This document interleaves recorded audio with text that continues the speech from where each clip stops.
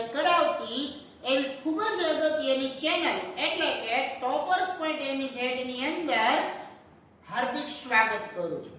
આજે આપણે જોવા જઈ રહ્યા છીએ ધોરણ 10 વિજ્ઞાન વિષયના રાસાયણિક વિજ્ઞાનના 1 માં જેનો લેક્ચર નંબર 2 અને આજનો આ લેક્ચર તમે વ્યવસ્થિત રીતે જોઈ લેશો એટલે ખરેખર તમે રસાયણ ઉપર રાજ કરતા છે એ શીખી જશો. ગઈકાલનો લેક્ચર આપણે જ્યાં સુધી સ્ટોપ કરેલો હતો ત્યાંથી આ લેક્ચર છે એને આગળ વધારીએ છીએ. એટલે કોઈ પણ બાળકે આ લેક્ચર હજી ન જોયો હોય તો પહેલાનો લેક્ચર છે એને જોઈ અને પછી આની અંદર કન્ટિન્યુ થઈ જાજો. તો સમય ન બગાડતા કરીએ શરૂઆત ચેપ્ટર નંબર 3 ની ખાલી જગ્યાઓની.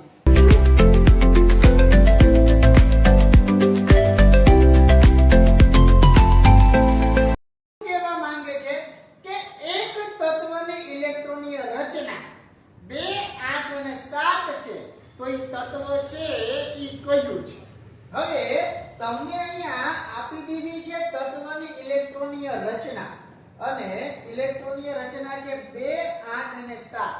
ત્રણેયનો સરવાળો કરીએ તો 2 ને 8 10, 10 ને 7 17. તો 17 નંબરનું તત્વ છે એ કયું છે? ક્લોરીન છે. કોણ છે? ક્લોરીન.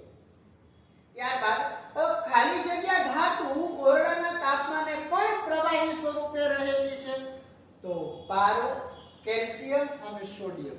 ઓરડાના તાપમાને પ્રવાહી હોય એવી ધાતુ એટલે પારો. ત્યારબાદ હીરો અને ગ્રેફાઇટ એ ખાલી જગ્યા તત્વના અપર રૂપ છે.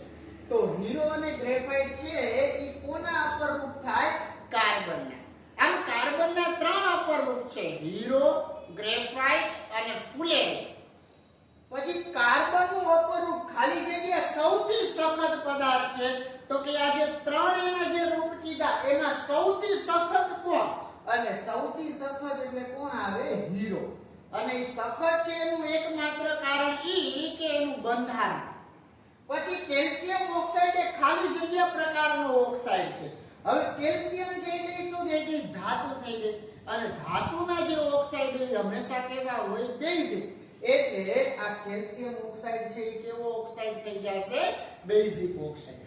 ત્યારબાદ આપણે આગળ ખાલી જગ્યાની વાત કરીએ તો ક્વેશ્ચન નંબર 28 આવે છે.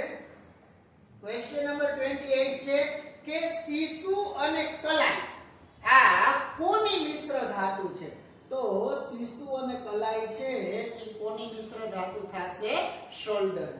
પછી સોનાની શુદ્ધતા કેની અંદર માપવામાં આવે છે? તમે સોનું લેવા જાવ તો એની શુદ્ધતા કેમાં મપાય? તો કે કેરેટ ની અંદર માપવામાં આવે. કેની અંદર માપવામાં આવે?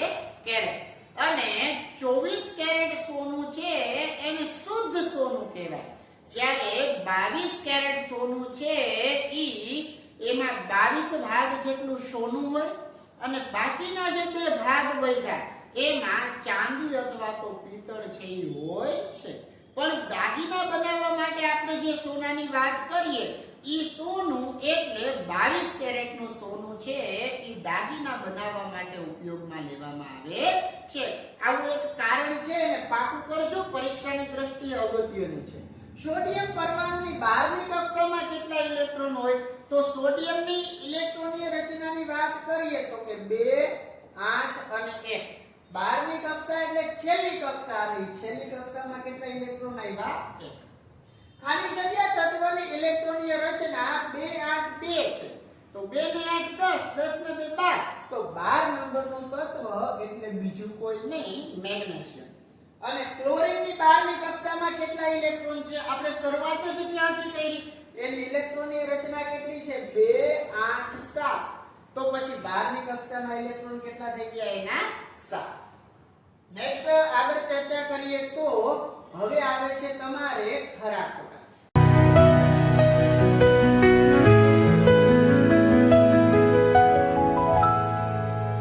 આપણે ગઈકાલે આની અંદર જે કંઈ પણ વસ્તુ સોલ્વ કરી એ સોલ્વ કરેલી વસ્તુમાં સૌથી પહેલા જોયા વિકલ્પ, ત્યારબાદ જોઈ ખાલી જગ્યા. હવે આપણે ચર્ચા કરવાની છે એ કોની કરવાની છે? ખરા ખોટાની. અને ખરા ખોટા પછી આપણે જોશું એક શબ્દના પ્રશ્ન. ખરા ખોટામાં શું છે કે વિઘટન પ્રક્રિયાની અંદર એક પ્રક્રિયકમાંથી બે કે તેથી વધારે નિપજો મળે છે.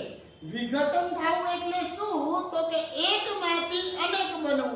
તો એવું જ કીધું છે કે પ્રક્રિયક તરીકે એક હોય નિપજમાં એકથી વધારે હોય તો આ વિધાન કેવું થઈ જશે સાચું.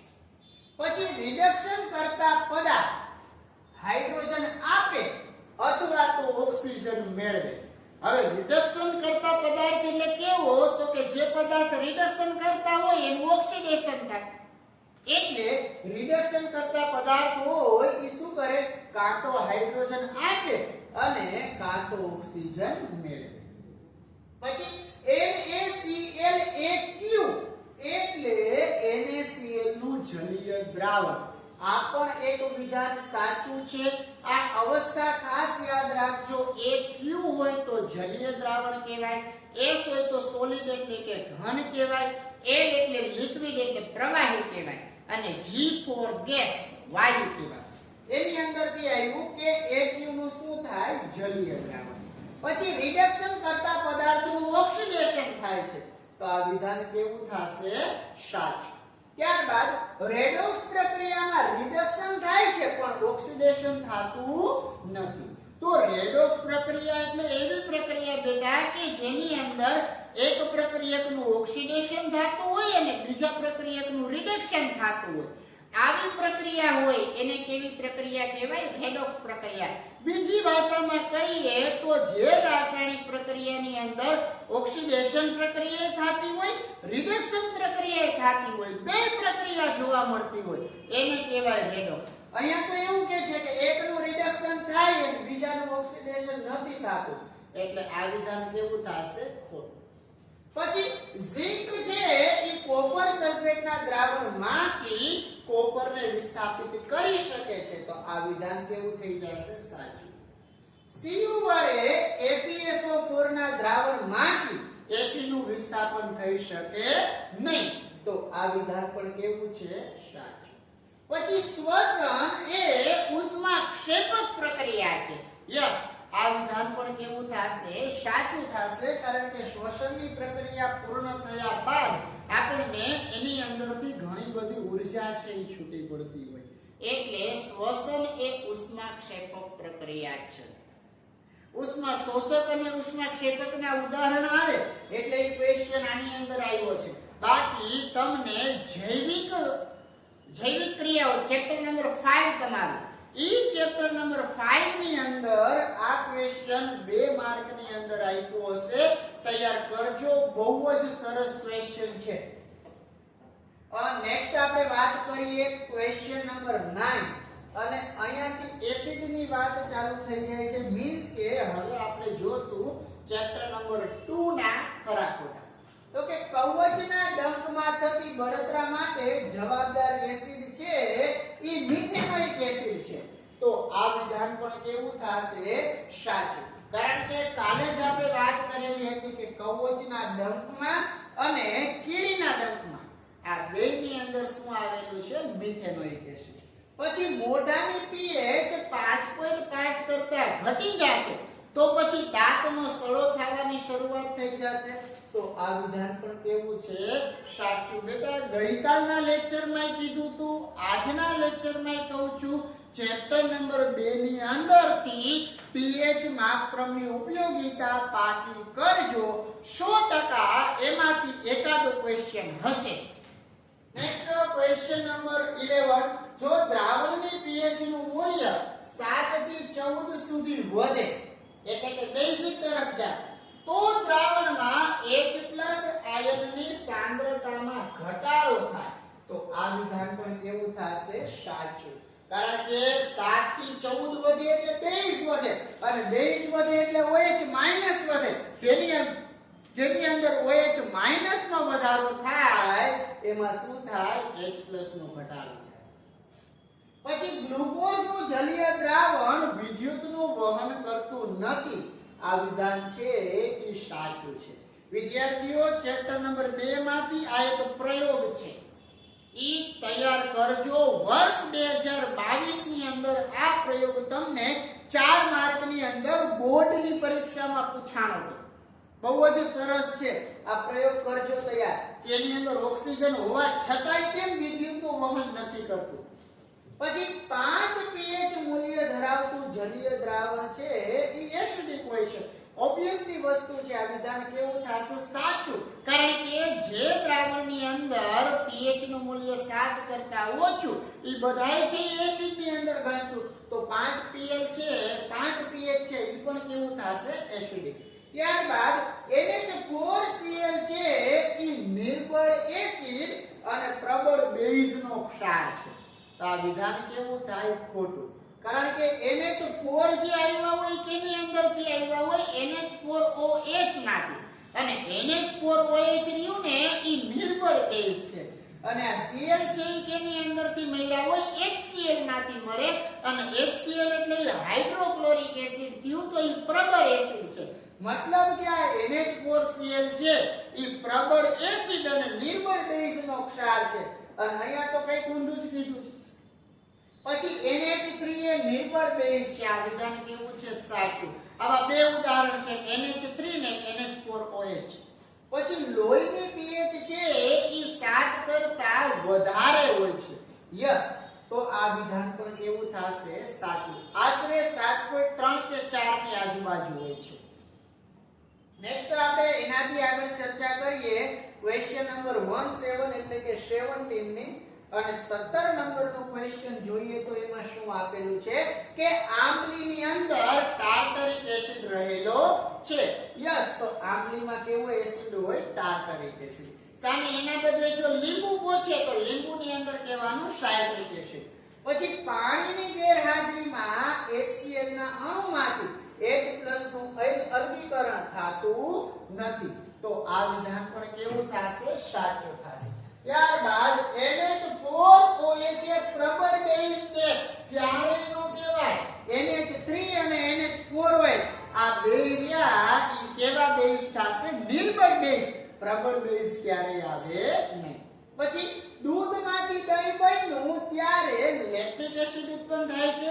તો યસ, દૂધમાંથી દહીં બને ત્યારે કયું એસિડ થાય છે? Lactic acid. ખાલી તમે ક્વેશ્ચન જોવામાં એસિડ ને લગતા કેટલા ક્વેશ્ચન આવે છે. માત્ર ને માત્ર એક જ કોષ્ટક છે એસિડ નું અને 8 પદાર્થ છે. 8 ના એસિડ યાદ રાખી લો એટલે પરીક્ષાની અંદર 1 માર્ક એસિડ ને લગતા પ્રશ્નોનો તમારો થઈ જાય કવર. પછી વાત કરીએ છીએ મિશ્ર ધાતુ. મતલબ કે અહીંથી ચાલુ થાય છે તમારું ચેપ્ટર નંબર 3 કે મિશ્ર ધાતુ સોલ્ડરનું ગલનબિંદુ છે એ ઊંચું હોય છે. તો આ વિધાન કેવું થશે? ખોટું. કારણ કે સોલ્ડરના ગલનબિંદુ ક્યારે ઊંચા હોય નહીં. સોલ્ડરનું ગલનબિંદુ કેવું હોય? નીચું હોય. પછી આયનીય સંયોજનો નીચા ગલનબિંદુ ધરાવે. તો આ વિધાન પણ કેવું થશે? ખોટું. આયનીય સંયોજનોના ગલનબિંદુ હંમેશા કેવા હોય? ઊંચા.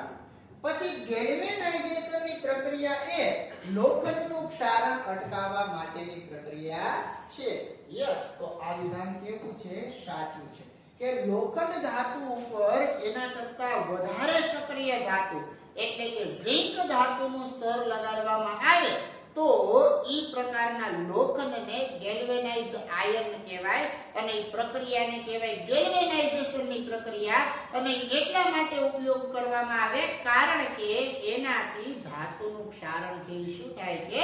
અટકી જાય છે.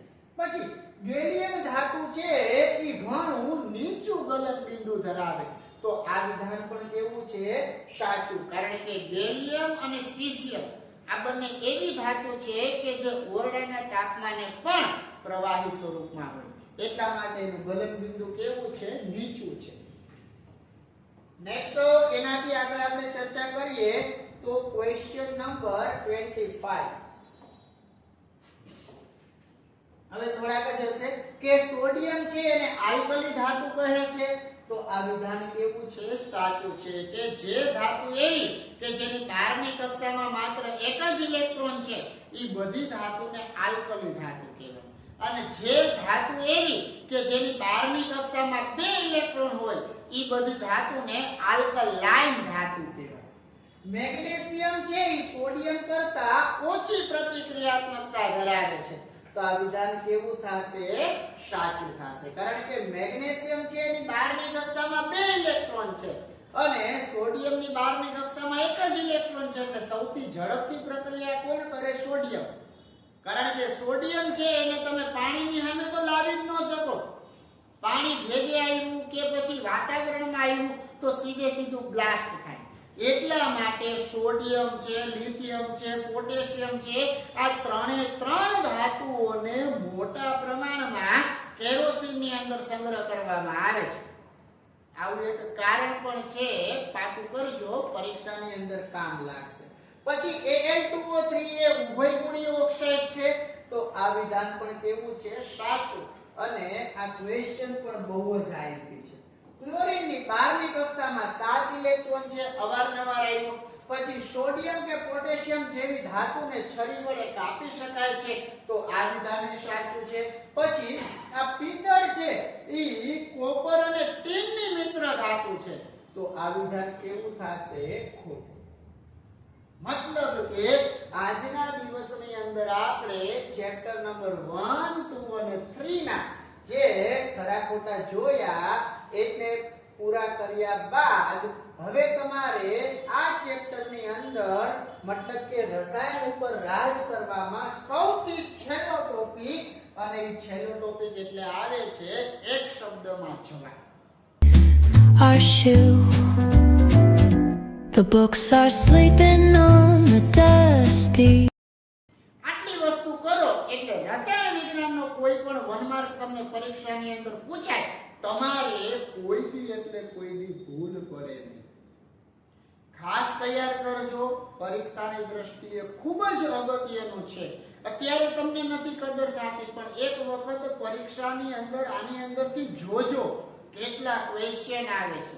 ઈ તમને ખરેખર આની કદર કરાવશે.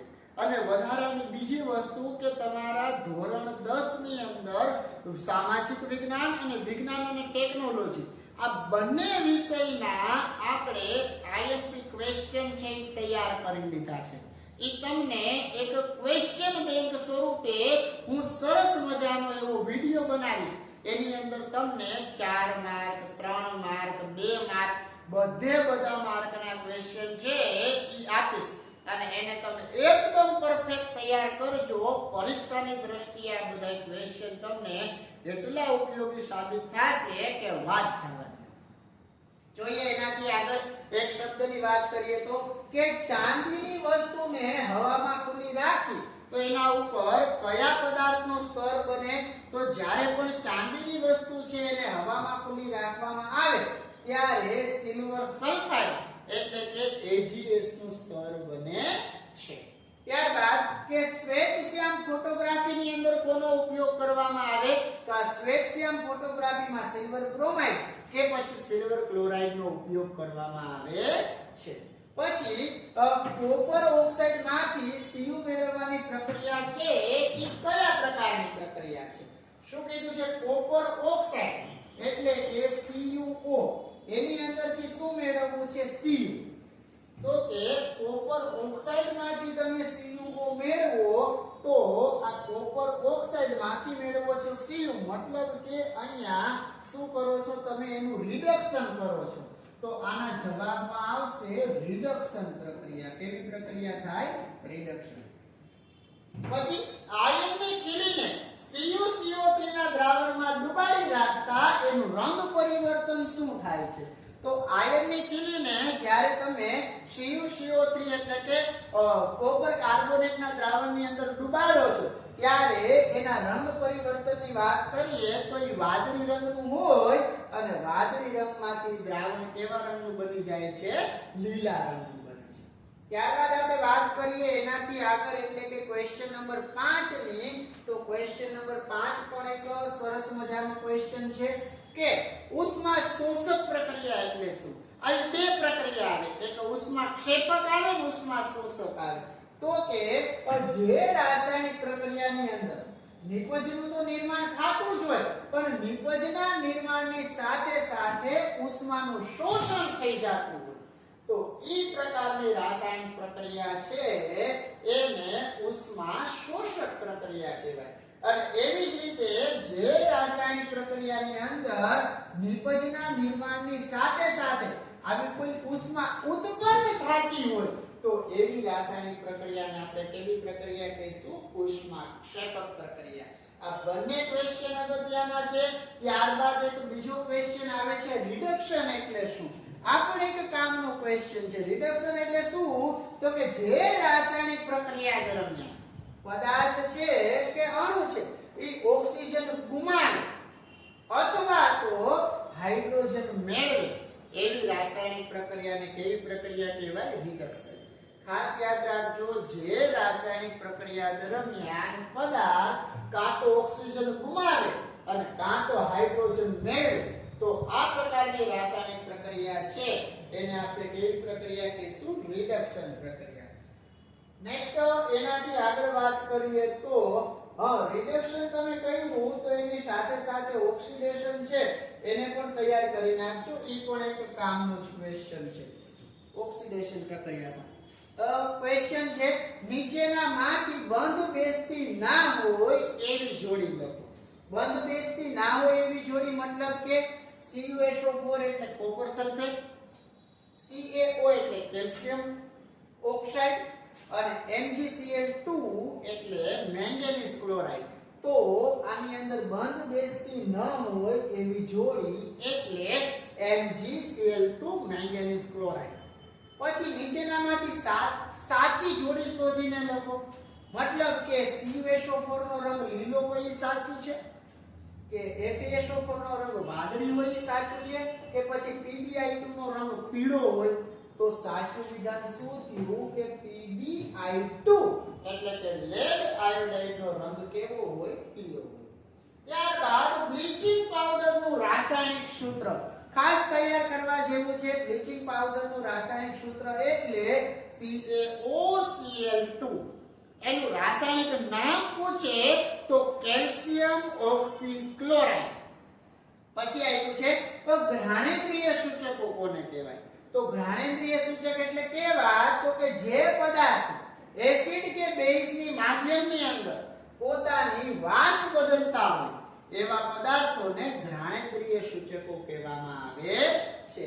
ખાસ જોજો કે જે પદાર્થે એસિડિક કે બેઝિક માધ્યમની હાજરીમાં પોતાની વાસ બદલે એને કેવા આપણે સૂચકો કહીશું? ઘ્રાણેન્દ્રિય સૂચક. અને આ ઘ્રાણેન્દ્રિય સૂચકની અંદર એક આવશે ડુંગળી, વેનીલા અર્ક અને લવિંગનું તેલ. આ ત્રણેય કેવા છે? ઘ્રાણેન્દ્રિય સૂચકો છે કે જે એસિડ કે બેઝની હાજરીમાં શું કરે છે? પોતાની વાસ બદલે છે. નેક્સ્ટ એવો જ ક્વેશ્ચન આવ્યો જો જે બોલ્યો ઈ જ. શું છે કે ઘ્રાણેન્દ્રિય સૂચકોના નામ આપો. તો ઘ્રાણેન્દ્રિય સૂચકના નામ કેટલા છે? 3. એક વેનીલા, ડુંગળી અને લવિંગનું તેલ. પછી પ્લાસ્ટર ઓફ પેરિસ નું રાસાયણિક નામ શું? તો પ્લાસ્ટર ઓફ પેરિસ નું રાસાયણિક નામ થાય કેલ્શિયમ સલ્ફેટ હેમીહાઇડ્રેટ. કારણ કે એનું સૂત્ર શું છે? CaSO4 dot half H2O. અને આ હાફ છે એને શું કહેવાય? હેમી. અને H2O ને કહેવાય હાઇડ્રેટ. એટલે પ્લાસ્ટર ઓફ પેરિસ નું રાસાયણિક નામ શું થઈ ગયું? Calcium sulphate hemihydrate. એવી જ રીતે બેકિંગ સોડા નું રાસાયણિક નામ શું? બેકિંગ સોડા એટલે થાય NaHCO3. એને કહેવાય સોડિયમ હાઇડ્રોજન કાર્બોનેટ અથવા તો સોડિયમ બાયકાર્બોનેટ. પછી વિરંજન પાવડર નું રાસાયણિક નામ શું? મેં કીધું ને કે અહીંયા CaOCl તો હમણાં આગળ જ આવ્યું. તો ઈ જ છે વિરંજન પાવડર. એનું રાસાયણિક નામ શું થશે? Calcium oxychloride. પછી ધોવાના સોડાનું રાસાયણિક સૂત્ર શું?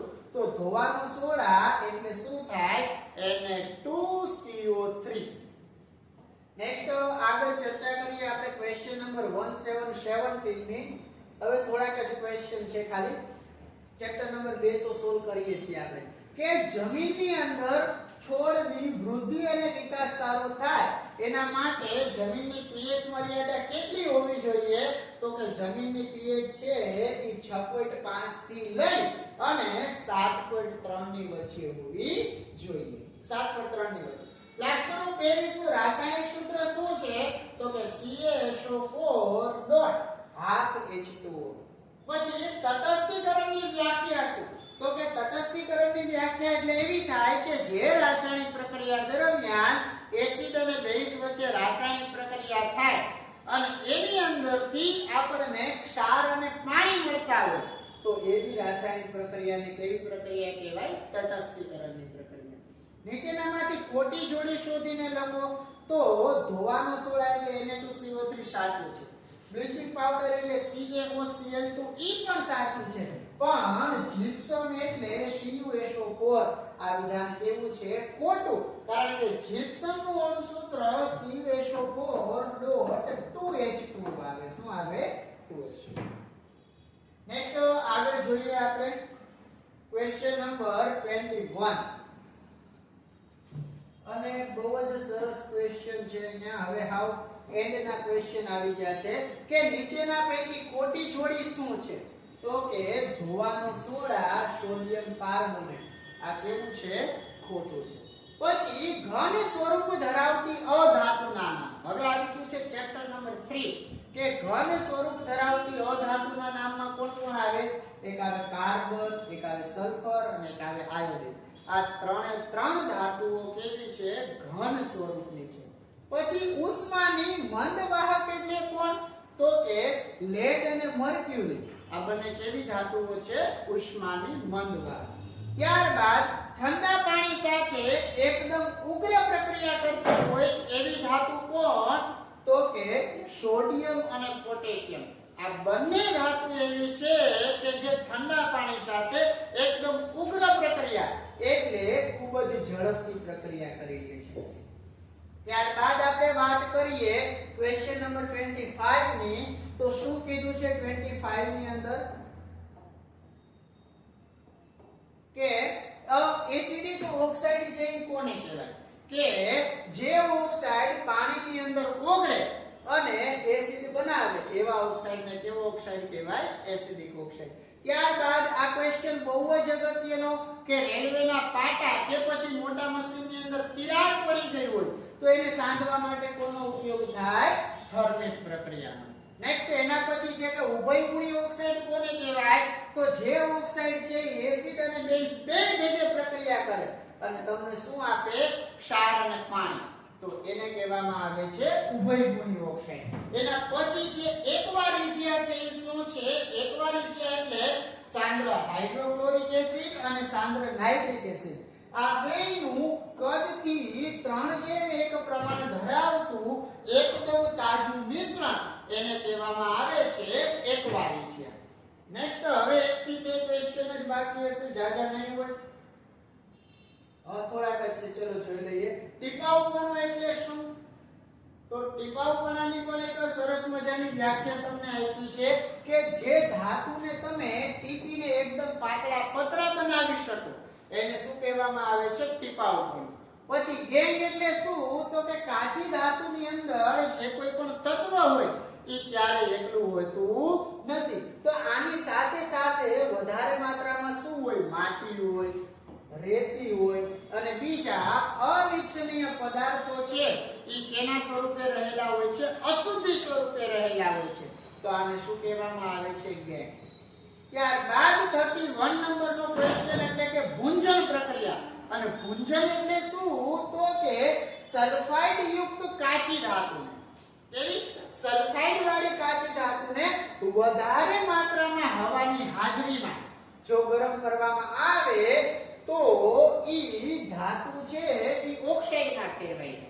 તો આ પ્રકારની જે પ્રક્રિયા છે એને શું કહેવાય? ભૂંજન પ્રક્રિયા. બે આવે, એક આવે ભૂંજન ને એક આવે કેલ્સિનેશન. એમાં ભૂંજન બહુ અગત્યની કે સલ્ફાઇડ વાળી જે કાચી ધાતુ છે એને વધારે માત્રામાં હવાની હાજરીમાં તમે ગરમ કરો એટલે ઈ ધાતુ ઓક્સાઇડમાં ફેરવાય. આ પ્રક્રિયાને ભૂંજન કહેવાય. આ કેના માટે હતી? સલ્ફાઇડ વાળી ધાતુ. હવે કાર્બોનેટ વાળી કાચી ધાતુને આમાં વધારે માત્રામાં હોવાથી આમાં મર્યાદિત માત્રામાં હવાની હાજરીમાં ગરમ કરવામાં આવે તો એ ધાતુ ઓક્સાઇડમાં ફેરવાઈ જાય. આ પ્રક્રિયાને કેવી પ્રક્રિયા કહેવાય? કેલ્સિનેશન. અને એના પછીના લાસ્ટ 3 ક્વેશ્ચન શું કીધા છે કે નીચેનામાંથી ખોટી જોડ શોધીને લખો. તો કે ધાતુ છે એ સોડિયમ છે, અર્ધ ધાતુ આયોડિન છે કે મિશ્ર ધાતુ બ્રાસ છે. તો આ બધી વસ્તુ સાચી, પણ અર્ધ ધાતુ છે એ આયોડિન નથી, કારણ કે આયોડિન શું છે? અધાતુ. પછી નીચેનામાંથી બંધ બેસતી ન હોય એવી જોડી. તો કે પ્રબળ NaOH, પ્રબળ બેઝ NaOH સાચું, નિર્બળ બેઝ NH4 હોય એ સાચું, પણ નિર્બળ એસિડ HNO3 તો આ વિધાન કેવું છે? ખોટું. ત્યારબાદ નીચેનામાંથી બંધ બેસતી ના હોય તેવી જોડી કે વાહક છે એ ચાંદી, મિશ્ર ધાતુ નિક્રોમ કે પછી અવાહક તરીકે નિકલ. તો આની અંદર આપણે જોવાનું છે કે બંધ બેસતી ન હોય એટલે કે ખોટું હોય લખવાનું. તો ચાંદી છે એ તો વાહક ધાતુ છે. હવે આ નિક્રોમનો જે તાર છે અને અવાહક તરીકે નિકલ, તો આ નિકલ છે એ અવાહક છે. આ વિધાન સાચું છે, પણ ને આ મિશ્ર ધાતુ નિક્રોમ સાચું, અવાહક નિકલ છે આ વિધાન કેવું થઈ જશે? ખોટું, કારણ કે નિકલ એક ધાતુ છે. તો ધાતુ છે એ વિદ્યુતનું વહન કરે, એટલે આપણો જવાબ શું થઈ જશે? અવાહક તરીકે નિકલ.